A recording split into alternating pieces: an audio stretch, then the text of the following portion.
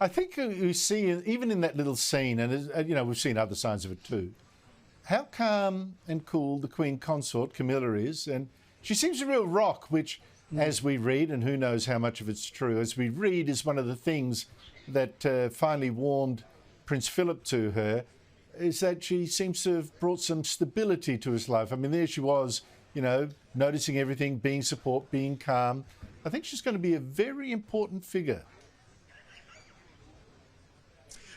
I've actually watched a number of the proceedings and watched her explicitly to see what her demeanour has been, and she is looked straight ahead steadfastly as Charles has often sort of glanced around the room. And I wonder whether she's very much of the mindset that the world is watching her for any stuff-ups, any mistakes that she might make. And as you say, she has been a steady hand beside him and has guided him through a lot of this. We will watch to see what sort of Queen Consort that she makes, but at the moment she certainly hasn't put a foot wrong, and she can only be applauded.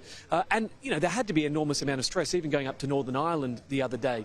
That would have ordinarily made headlines, especially in the UK, for such a visit. So considering who was welcoming and receiving King Charles, the former members of Sinn Féin and the like, or members of Sinn Féin and the like, it's quite a step, and it also tells us how far the royal family in the United Kingdom has come when it comes to furthering ties and creating a sense of peace in the region.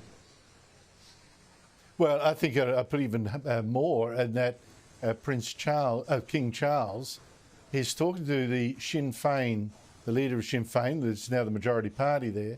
He's talking to people, a party associated with the IRA that killed the beloved Lord Mountbatten. I think he's got every reason to be angry. And yet, look at that. What that man, the whole royal family, they put duty above all that. Jonathan, you're a really gun reporter. I mean, as you know, I've said that too much before. But thank you. Having a look at this, what's been the most striking moment for you in all of this? Last night, Andrew, when so many people, thousands of people gathered out the front of Buckingham Palace. Everyone here in London, at least, had seen these proceedings from afar. Her Majesty in Scotland, Balmoral, and waiting for her to come home. And there was this silence. And I can only describe it as like when you walk to an Anzac Day service. It's a dawn, it's still, it's eerie. You see other people moving amongst you in the streets going towards the Shrine of Remembrance. And that's how it felt last night. And then you heard the chopper overhead, and everyone knew that the closer that media chopper came, the louder that noise got, the closer Her Majesty came back to Buckingham Palace. And then there was the eruption of the crowd as they cheered her, and she was in effect brought back home.